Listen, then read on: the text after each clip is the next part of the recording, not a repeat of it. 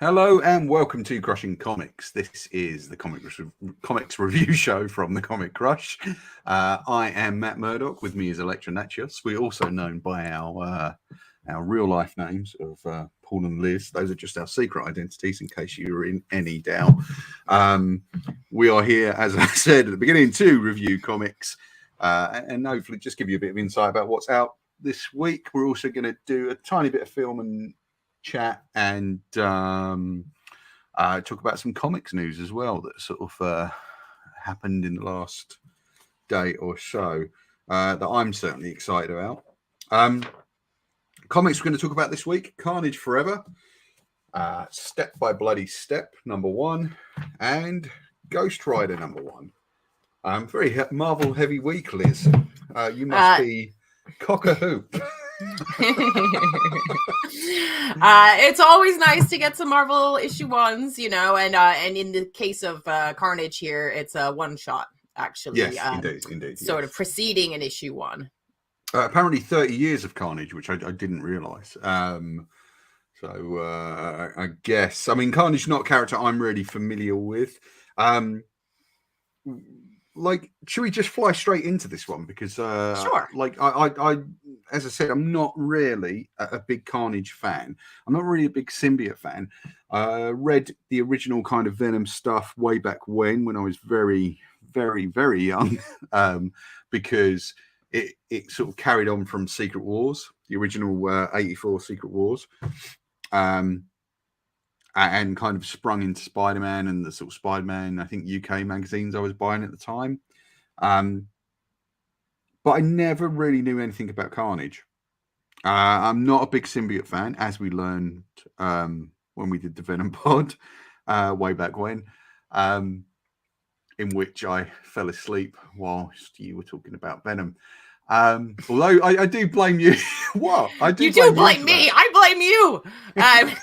Well, like, you were banging on about a particular run of Venom, which is amazing. Which didn't sound very interesting to me. Yeah, right. And I just thought, okay, she probably won't mind if I just take 5 minutes out. You know, we were working really hard back then, and we were kind of doing lots of late nights and things. So, you know, I thought, take 40 winks, she won't mind. I mind. I was quite enjoying it until I was woken up by the dulcet tones of somebody shouting at me, going, "Are you asleep? Are you asleep? Why are you asleep?" Because you're boring me, that's why. Yeah, right. I was just very tired. Actually, when I bring back the frame-by-frame podcasts onto the Comic Crush, you guys will be able to hear that beautiful moment in podcasting. I remember some of our listeners coming into the shop also being appalled that you would have fallen asleep on the pod. All that stuff is gold, Liz. I'm telling you, it's gold. So onto this. So this is a one-shot, as Liz pointed out. I believe it's kind of the precursor to the new series that I think Ram V is going to be writing. He's currently on co-writing duties with Al Ewing on the Venom series. This is sprung out of that. I think Ram's going to be soloing on this one in terms of the writing. I can't remember who the artist is. I'm really sorry. I think it's Salvador Larroca. Right. That would make sense. Yeah. If I recall. Although, weirdly enough, they don't lead with a Ram V story in this. So, in terms of writers, you've got Philip Kennedy Johnson and Ram V. Artists, you've got Edgar Salazar and Rachel Rosenberg doing the colours. Salvador Larroca is doing the other story with Rain Barado doing the colours there. And VC's Joe Sabino provides the letters for the whole thing, apart from the funnies, which are at the back. And they're all done by Ty Templeton, who's got a long sort of history of doing that sort of style of stuff, and he's a terrific artist. And the funnies were actually, I found, quite cute, to be fair. Right. So not a Carnage fan, but would it surprise you to know that I actually quite enjoyed this? I was wondering what you'd make of it. Like I kind of... it's good to see these things sort of stray into genres. And we've had 2 good horror books this week. Of course, another one we'll be talking about in a minute. I won't say what it is just yet. But this is out and out horror, really. So there's a sort of child on her own on the street who's she's not run away from home, but she kind of gets kicked out by her squatting parents on a daily basis, and she's there drawing on the street, and a sort of kindly stranger does try and help her out, and that at first in itself seemed, in this day and age, does come across as quite sinister within itself, but it actually isn't. Like, the guy's kind of motives were pure, but unfortunately it means the kid is kind of left open and becomes a victim of. Now you think it's the spirit of Cletus Cassidy. Well, it does actually say it is Cletus Cassidy, right? Yeah, it's kind of his symbiote. But what's interesting about it is when you get to the second story, that isn't Cletus. That's kind of a different version of Carnage, almost, right? Well, it seems like, okay, here's like my take on it. It seems like, even though Cletus's body has been destroyed, he is still kind of he remains bonded with the symbiote, but the symbiote has no host at the moment. Right. So it's still his kind of consciousness within the body of the symbiote, but the symbiote is still like out seeking a new host. Right. And I mean, these things, they could be taking place at separate, completely different times. It's not really stated and whatnot. But I mean, anytime you bring kids into a horror story, it's always going to be trouble. Kids are inherently creepy. I'm sorry, people. Please stop having them. They're fine when they're babies, but it's just when they get to the sort of toddler age and up, they start to become a bit weird. Like, they're just weird and creepy.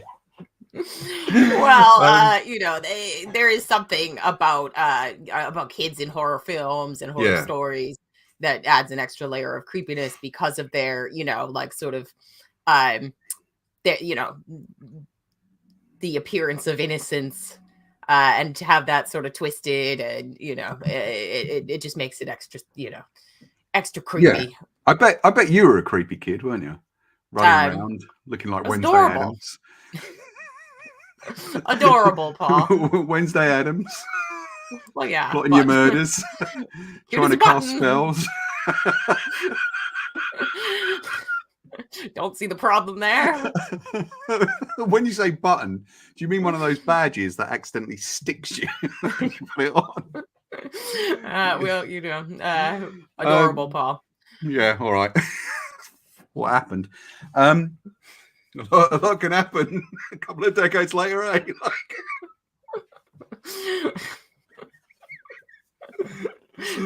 Still adorable.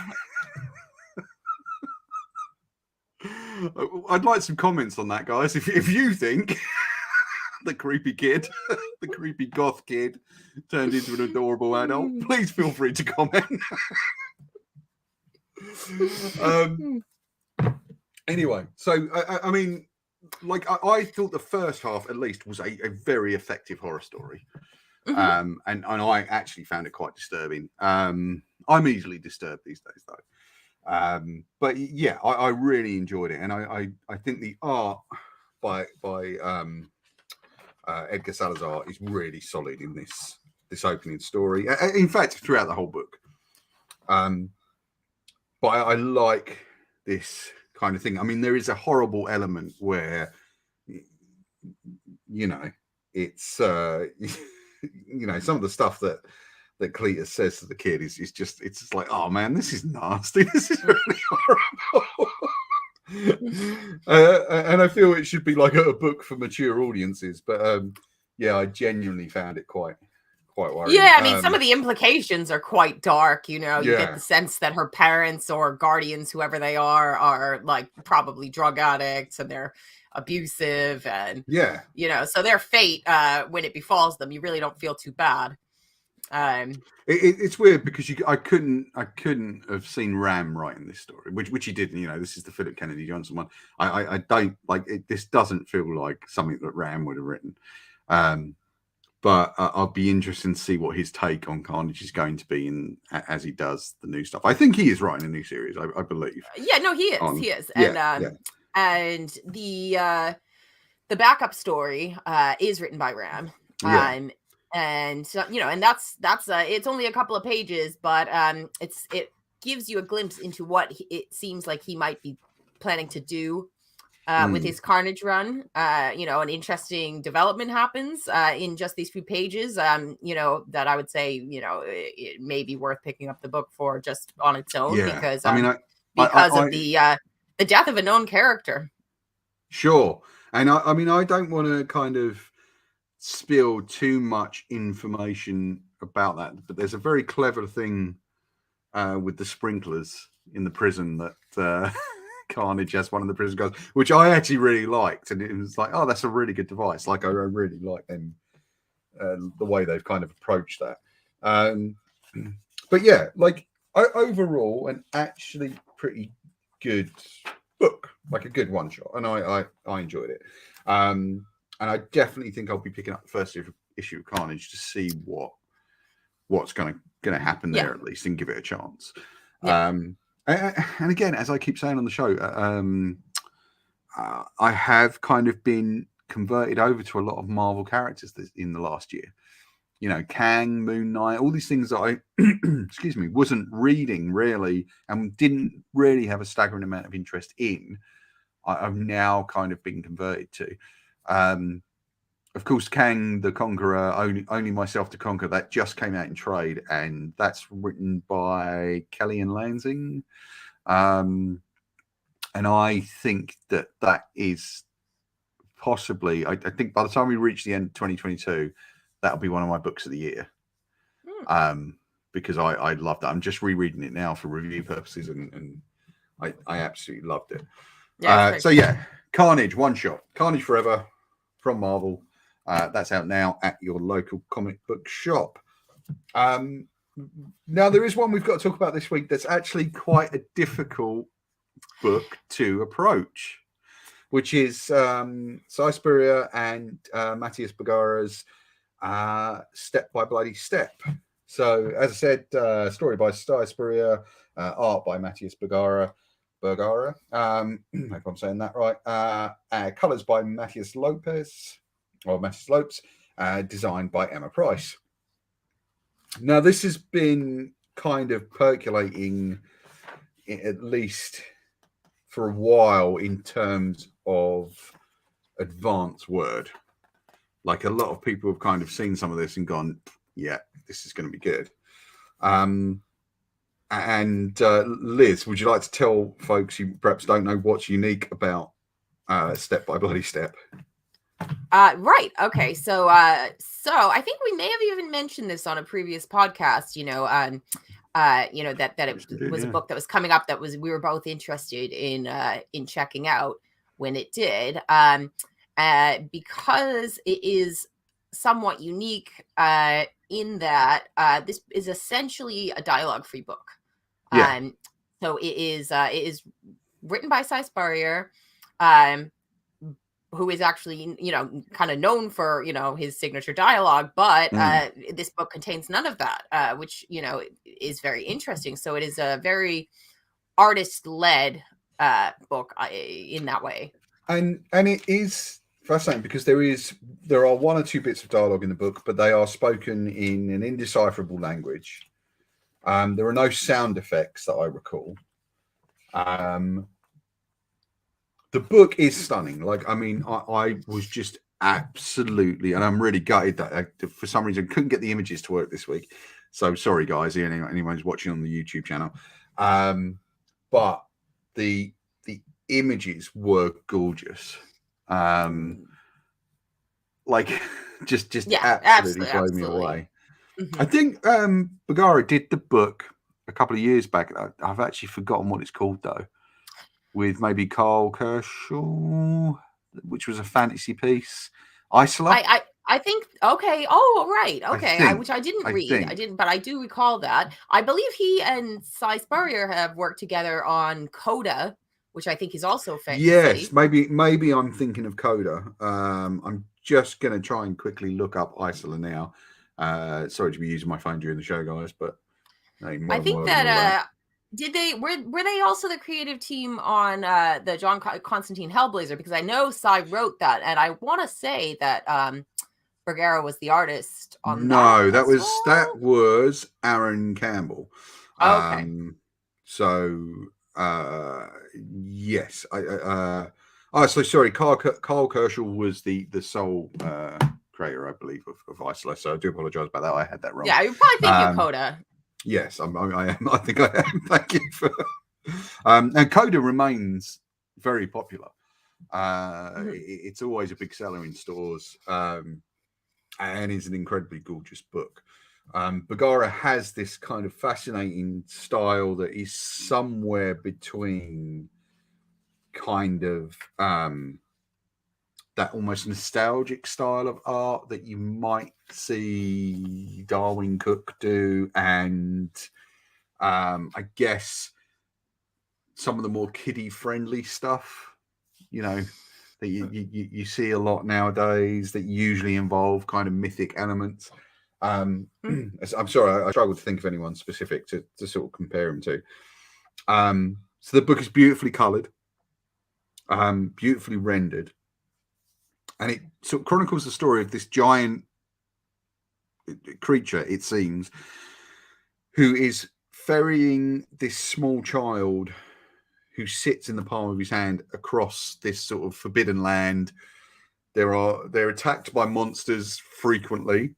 And the thing is, because it's dialogue free and caption free, you don't get how long the story's taking place over, but it does seem to be taking place over quite a long period because the child starts to grow. Did you get that from the yeah? Because you see her hair growing longer, and of course she gets taller and things like that. And eventually the creature that she's being escorted by is uncovered. And I don't want to say any more than that because I don't want to spoil it for people. Right. But I can't see quite where it's going yet. I would love to read Spurrier's scripts for this. I would love to as well. I mean, because there are beautiful little moments throughout it.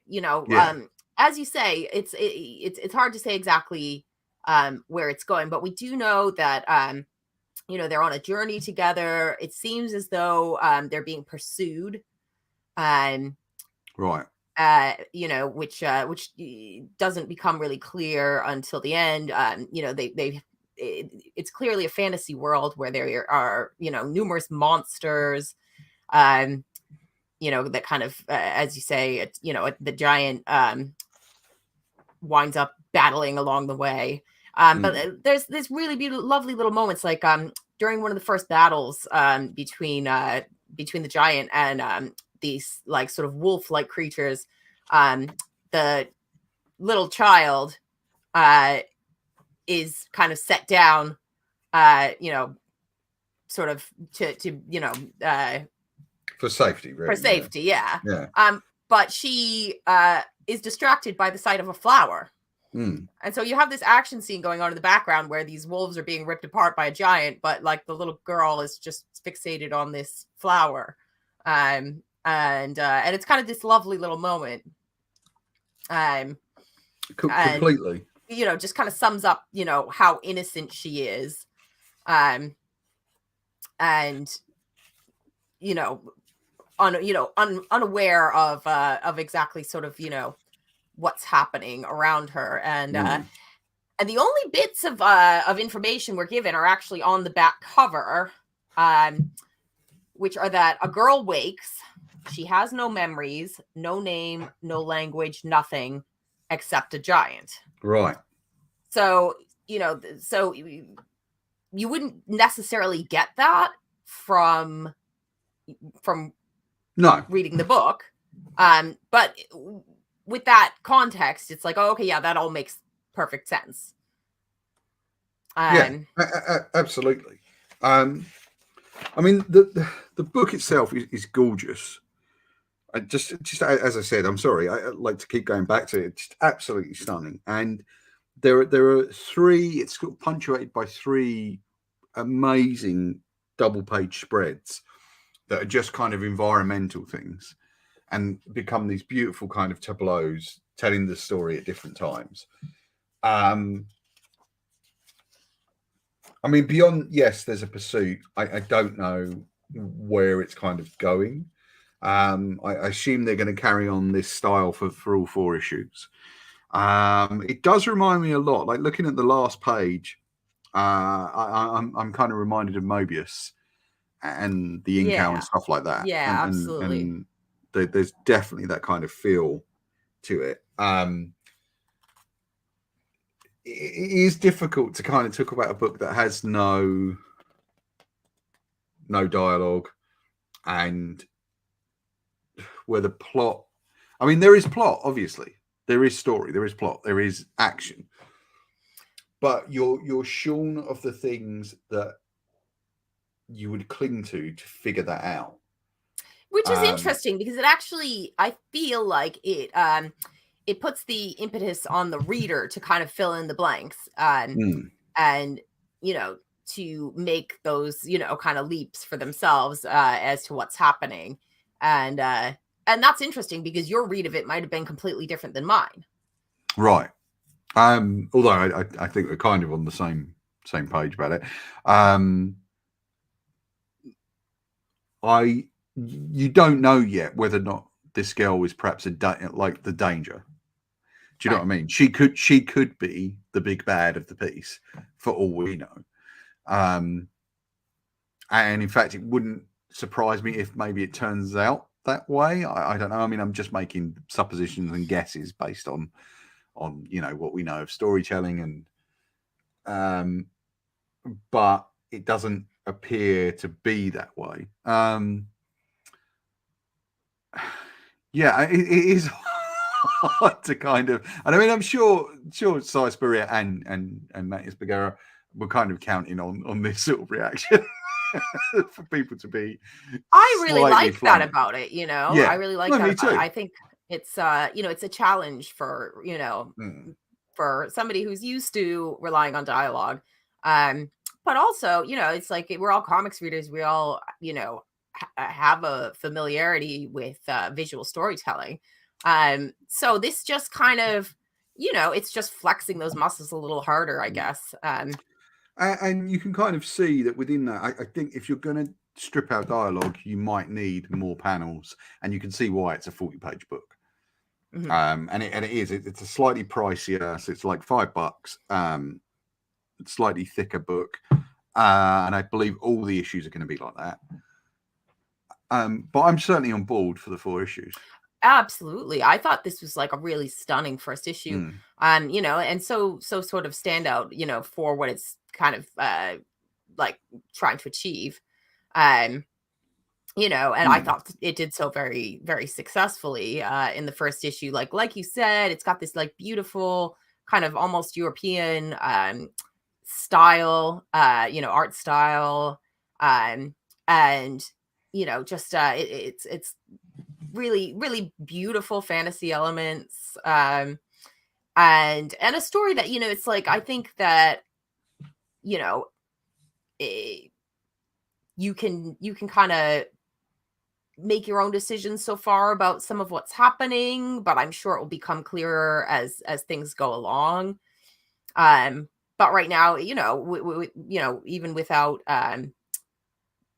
without the dialogue, without the words, I feel like you become attached to this young girl character right away. And her relationship with the giant, and I just thought it was beautiful. Like absolutely stunning.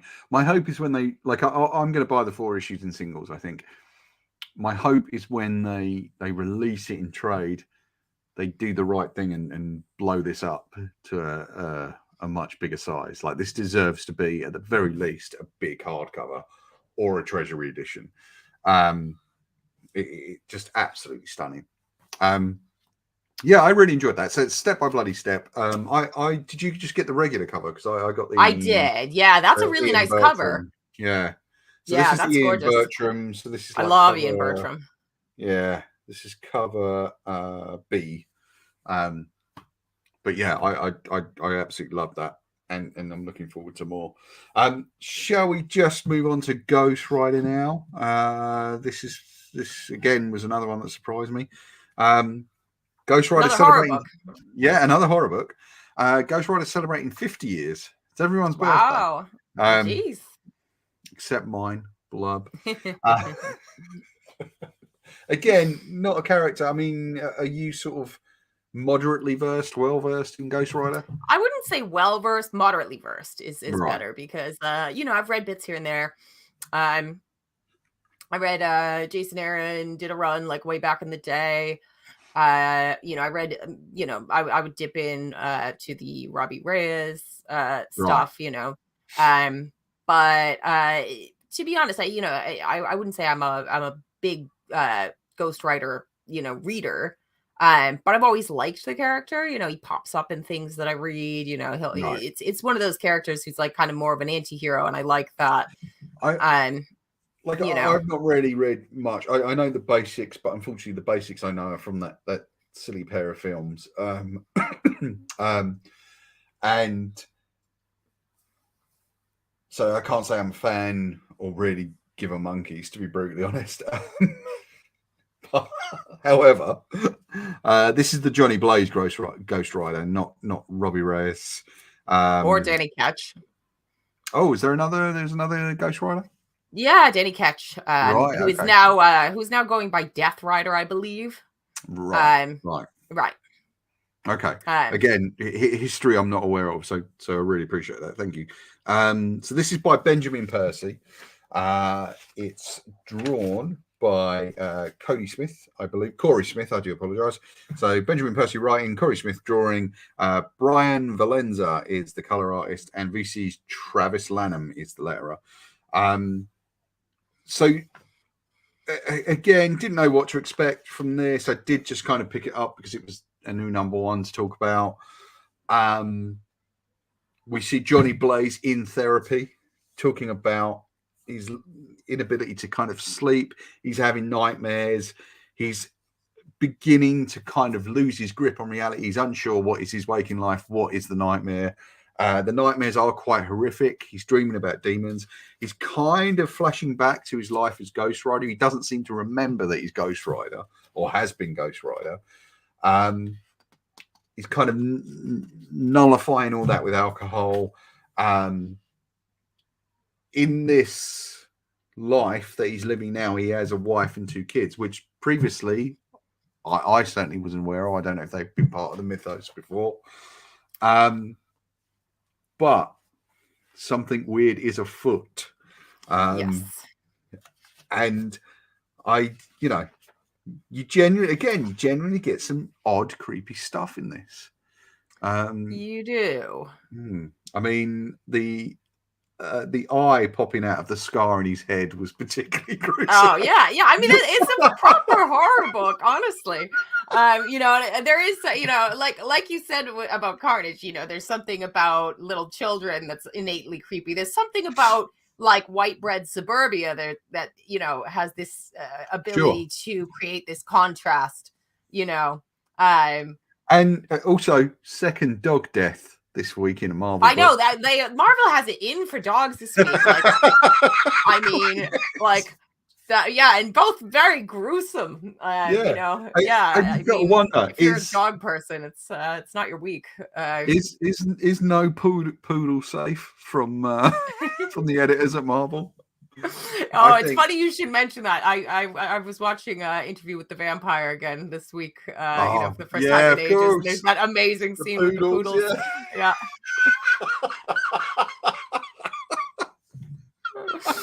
Oh, jeez. Oh, what a great movie. We're introduced to speaking of monsters, we're introduced to a kind of monster hunting arm of the FBI as well, like a supernatural arm. And we have this character who I don't know, Talia Warroad. Have you ever encountered her before? No. However, I'm sure regular Ghost Rider readers will probably Look, I mean, I know next to nothing about this. Like I said, it's like really, I have like a fairly minimal sort of knowledge. I did read I think Jason Aaron wrote it for a while, but this was ages ago. And I believe it was Danny Ketch as the Ghost Rider at the time. And the Robbie Reyes stuff has been like in recent memory. That's been quite popular, and doesn't he pop up in Agents of Shield? He does. He does. Yeah. Right. So this is the first time Johnny Blaze, I think, has been the Ghost Rider for quite some time. Yeah, and it is very much a return, to Johnny Blaze. I mean, if you've got Johnny Blaze in the beginning of the book, and the book is called Ghost Rider, you know that Johnny Blaze is going to return. I don't want to spoil what he has to go through to get there, but there's some good, bloody, horrible stuff. Right. And it was good fun, and I did enjoy it. Now, I don't know if me personally, I'm going to go pick that book up.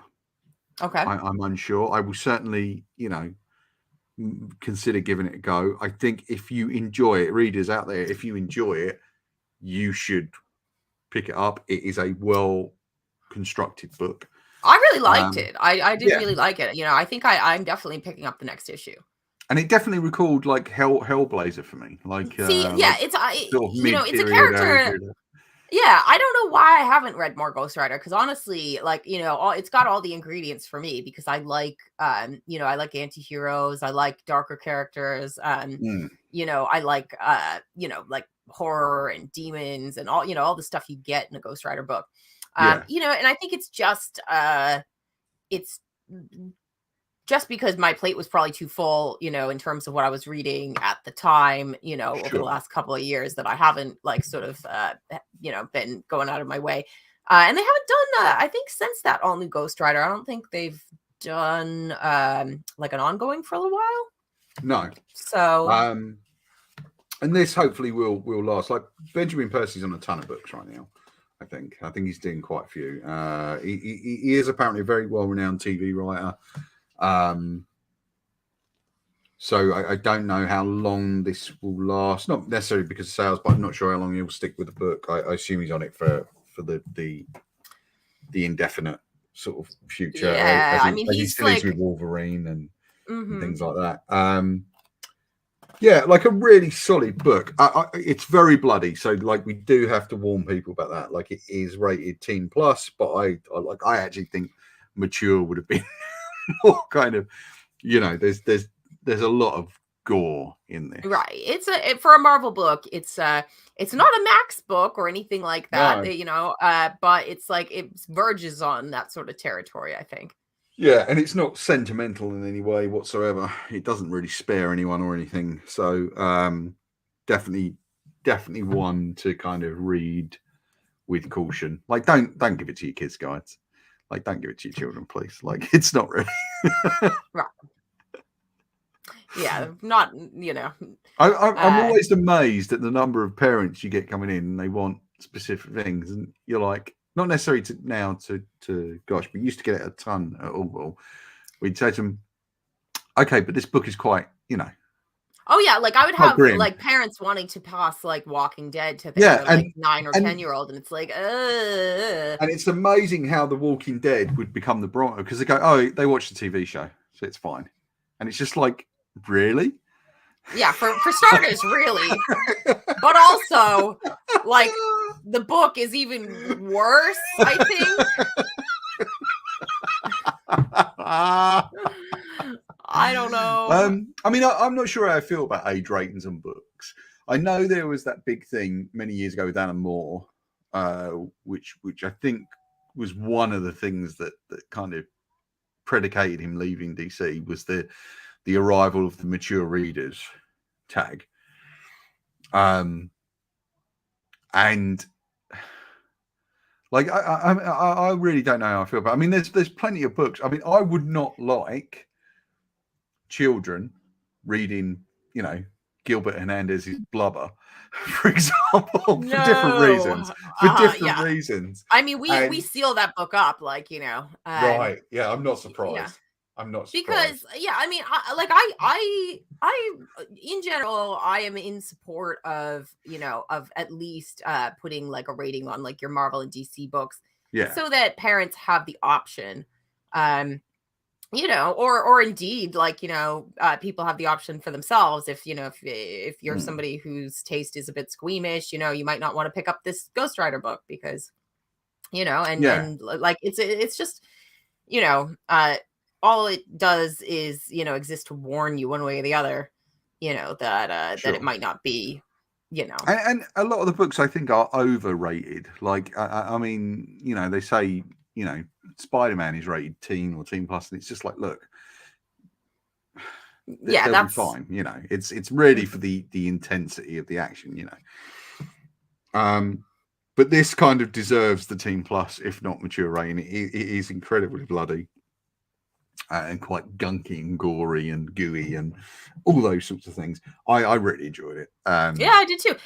You know, and I get that it just got away with like not being a Max book, you know. Right. Yeah. Which is like I think you know, it gives it that that ability to sort of probably be read by more readers because it's not a Max book. But I was like, yeah, like if you took this a few stages, you know, it's a step or two further, it would be have, you know, you'd need that kind of branding.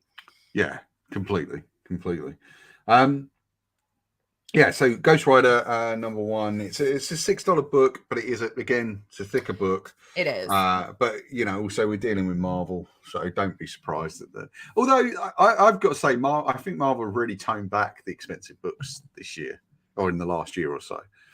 And it's in fact DC that have kind of Inflated, moved into that. yeah. And have you noticed with DC? Have you noticed that like some of the books? Say, yeah. Are you? I don't know if you do. It's different covers have different prices. Yeah. Like so, for example, like you know, like Batman or Detective, like you know, like the Bermeo covers are like $1 more for the same issue. You know, I do because I buy them, so I definitely notice that. And also, I don't know if you've seen recently, and again, I'm not knocking them because it's still a quality paper stock. But for the $5 books, the $4.99, which is about $4.50, $4.60 in the UK, they've shifted the paper cardstock to a non-glossy cardstock, which is like, come on, man. So then all the glossy cardstock books are like $6. I mean, that Joker book they did that's kind of coming to the end of its run that ran for 14 issues, that was $6. The bare minimum cost of that book was $6.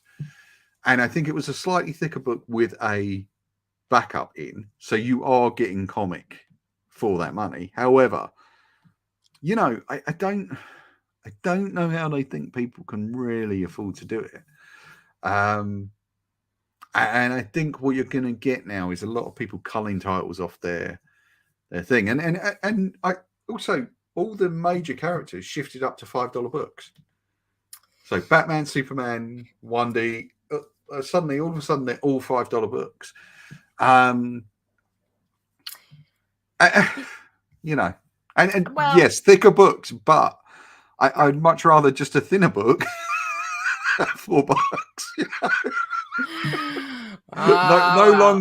No longer holding the line at $2.99. Well, you know, although that was over a decade ago. That was quite a while ago. Yeah. I think it's wishful thinking to. But that was a response to the rising cost of comics back then, and you know, it's interesting how like DC have gone. This will lead into what we're going to talk about in a second. DC have gone very Batman centric for their current run. I mean, it's easy to see why because you've got the new movie coming out, but that like it is just Batman everywhere, and even I'm kind of just like, this is too much. And I wonder if, I mean, I don't know that the other characters are falling short because of it, because what there also is a rise in from DC is the kind of more experimental Black Label stuff, the younger readers stuff, the YA stuff, and there is actually some great books, and they're employing some kind of quite experimental artists and creators, and I think I feel like you know that is perhaps a response which to what was going on at Marvel like several years ago. I kind of remember the conversation then being like, oh, why isn't DC doing doing some of the stuff that Marvel are doing? And I feel like they've responded by doing some really interesting things, like as you say with with the changes, like like, you know, sort of post Dan Didio.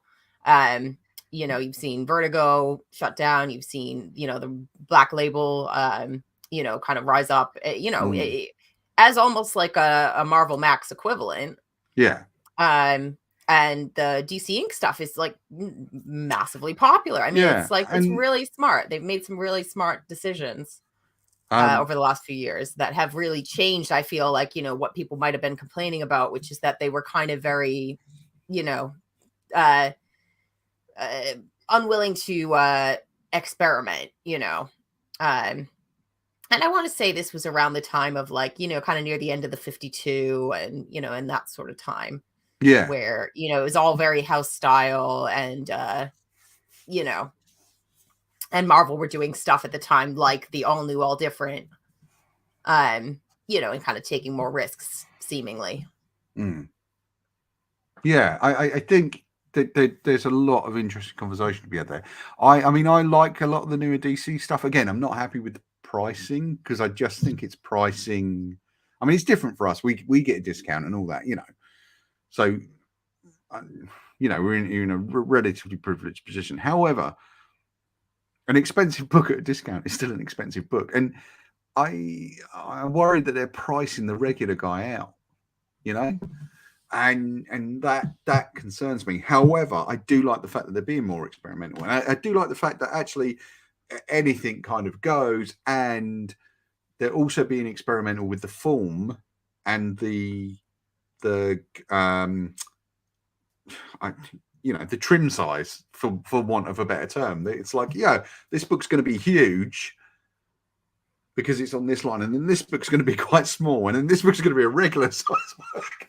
I know it causes you much consternation, and in fact, it does me sometimes, because trying to fit it on shelves, you know, I am overflowing with comics here, and I'm on a permanent cull. Yeah, I think there's a lot of interesting stuff to talk about there, but not all tonight. I'm sure we will circle back to this in a few weeks, and in fact, I would like to. But yeah, lots of interesting stuff happening. The reason, you know, Batman sort of is coming up at the moment. Two things we've got to talk about tonight. The first one is that the new writer for the regular Batman book has been announced previously. We had James Tynion, who I believe he kind of left quite suddenly. I think it was a kind of, I don't know if it was I mean, I can't say it's an unhappy parting of the ways, because he's still got Nice House on the Left going at DC. Like Nice House on the Lake. Sorry, not Nice House on the Left. What's nice? Oh, like Last House on the Left, I think. I'm sorry.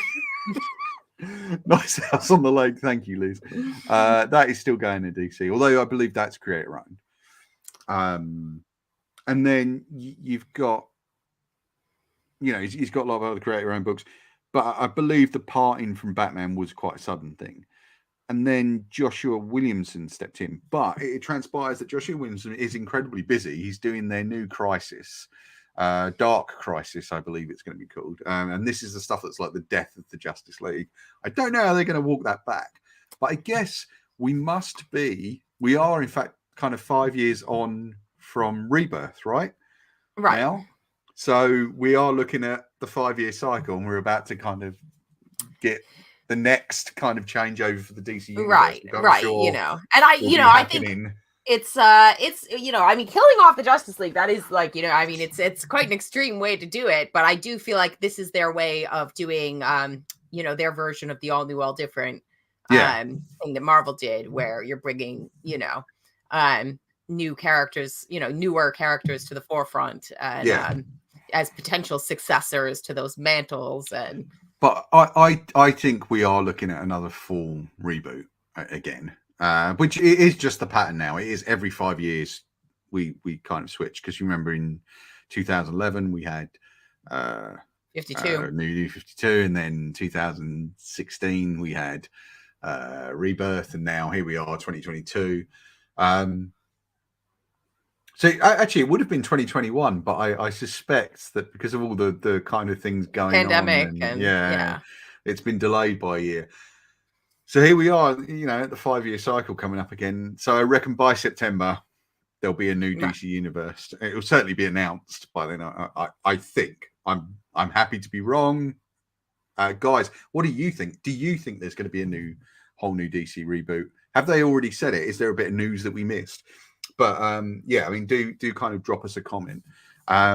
We did get some comments on last week's show, by the way, Liz. But we'll talk about those in a minute if we can. Chip Zadarski is going to be the new writer on Batman. How do you feel about that? I think that is a really interesting choice. Like, he, you know, I was surprised to see his name on a Batman book recently. You know, you know, which it's a very good book. You know, I picked up Batman the Night, which is now on its second issue. And I, you know, I feel like, oh, okay, yeah, he's, you know, actually this really works for me. Like, you know, and it shouldn't really come as a surprise because, you know, I mean, he's been writing Daredevil for, you know, several years now. And as different as they are, there are kind of similarities, I feel, with Batman and Daredevil, you know, and that sort of. I think he mentioned that in his Substack newsletter. He was saying, oh, yeah, I don't know if Marvel will still let me carry on writing Daredevil. But he's about to kind of relaunch Daredevil as such. And, you know, it seems to be working just fine. I just don't want him to take over Moon Knight. I don't feel we should have all the kind of Batman-esque characters. But yeah, so Joshua Williamson, very busy. So he's kind of coming off Batman. My trouble, I've actually stopped buying the main Batman books. And the reason for that is I just felt, because they were literally going from one event and then straight into another.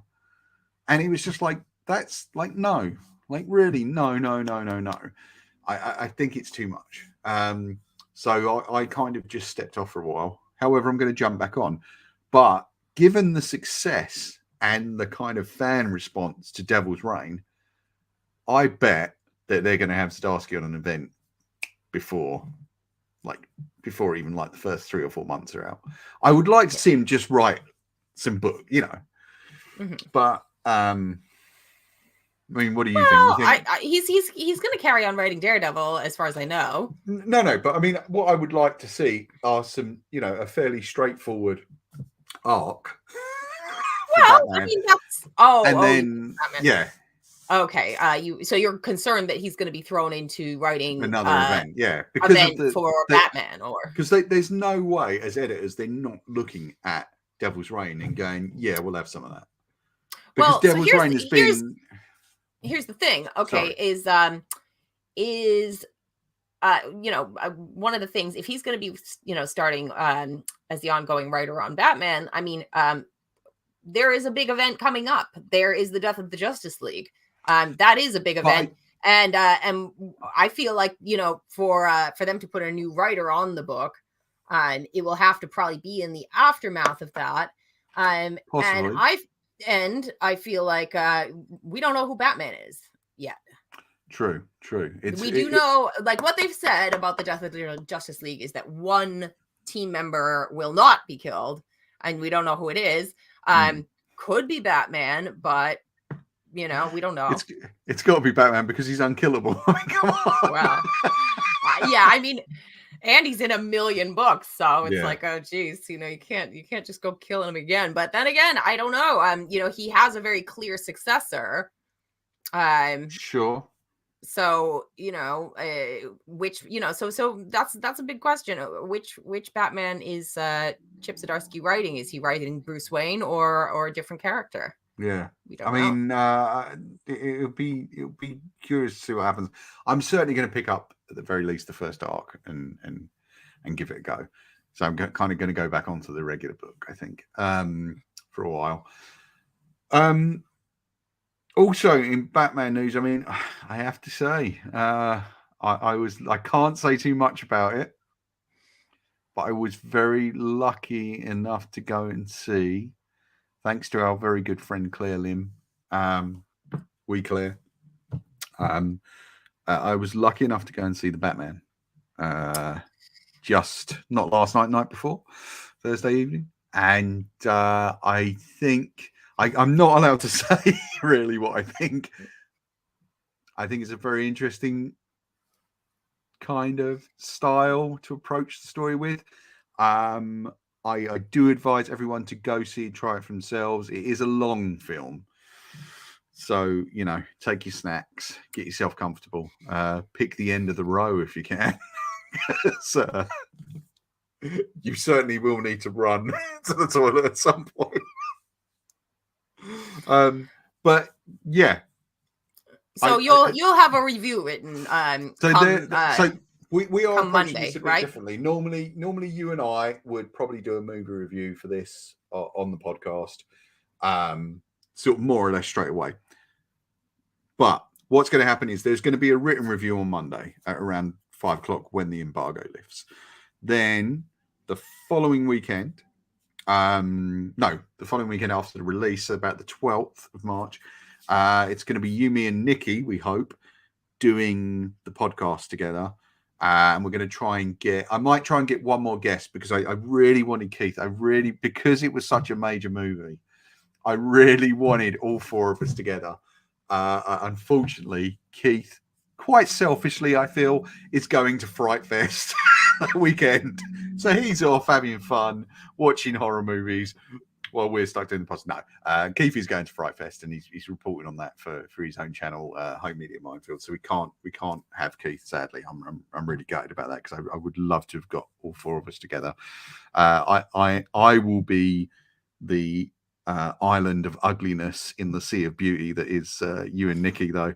And I am considering getting one more guest on for this just to get a kind of good mix of opinion.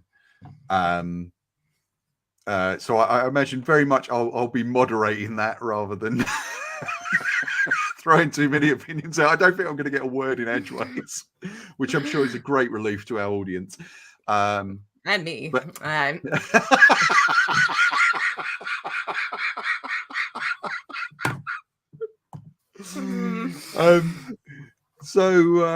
yeah, I'm actually very interested to see what yours and Nikki's views will be. As Nikki said to me in a message the other day, I love Creepshow Rob Pattinson, and that's that kind of is like, yep, okay, I can see we're gonna be in for a lively show. So we will come together. Yes, we are doing it a bit later than planned, but what we really want to do is a measured response to the film where we've had time to think about it and really kind of soak it in, and also to really kind of take in the public response to it, because I genuinely don't know how people are going to feel about this movie. I kind of went in fucking thrilled, I was raring to go, and thinking this is going to be like the film of the year. Now, I don't think anything's going to top this. My feeling coming out is different. I'm just curious to see what the public will think. I'm not allowed to say anymore because Warner Brothers, I'm sure, will assassinate me or something.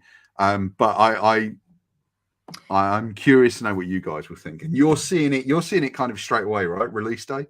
I will be seeing it on the release day. And I think Nikki's seeing it soon after, but can't quite make the release day, which is another reason why we're kind of holding off a bit. But yeah, a calm, measured response to the Batman, I think it's going to be the order of the day. I never have a calm, measured response to Batman. Yeah, I mean, look, I mean, it's the comic character for me. I've absolutely loved this character since I was about 5 years old, and it's never gone away, really. So I'm writing my review now. It is a tough review to write. There's a lot to say about the movie, and I'm very curious to see what you guys think. Yeah, that's it. That's all I can say really about it. And as I said, I might get one more guest on. I'm going to sort of have a word with somebody this in the following week and see if they're interested in coming to do the show. Lots of shows planned for the coming weeks, guys. If you want to support us, which is really important, please do check the Patreon. Please do check the web store. Every purchase you make on the web store helps keep the website going. The website is thecomiccrush.com, and you can have a look at that there. I would like to thank everyone for tuning in. I would like to thank also Varsus, who commented on our show last week, just telling us how much he'd love to see or expect to see Colin Wynn join the MCU as the new Iron Fist, because he feels that's the kind of easy move into having, you know, slowly pushing more of those characters in, as they've done with Daredevil. He would also like to kind of see the ancient 7 cities come in, and a lot of the kind of more Chinese mythology come through. He had some really good opinions. Check out the comments. If you've got an opinion on the show or anything we've said tonight, we've covered so much ground. Drop us a comment, please. I would love to hear from you. Liz would love to hear from you. So I'd like to thank everyone who's been listening on the podcast, everyone who's been watching on the show. Elizabeth, I'd like to thank you. Well, you know, you're very welcome. You know, been a time. Oh, am I? Because a minute ago you wanted to do the whole bloody thing on your own. Well, you were like, oh no. I mean, you know, I'm just saying it would make for a really excellent show, full of great insights. And long pauses. Thoughtful pauses. Geez. Thoughtful pauses. Hold on, guys. Hold on. I need where's my vape? I've dropped my vape. No, it's been a pleasure as always, Liz. Thank you very much for coming on again and giving up your time to talk about these comics. I hope you've enjoyed it. I look forward to talking to you next week about even more comics. Liz, what has it been this week? What has it been? It's been another fine week in comics. It has been another fine week in comics. I'm determined for that to become the T-shirt. The book, the film, the T-shirt. Let us know if you want T-shirts, guys. Liz has got to be able to afford those hairdresser appointments somehow. Yeah, look yeah, at my bands. bangs are Look at they're those getting bands. long. They're getting a bit I know, long. getting long. Even I know now. Right. Thanks very much for watching and listening. We will see you next week, and we will catch you next time on The Crush. Goodbye.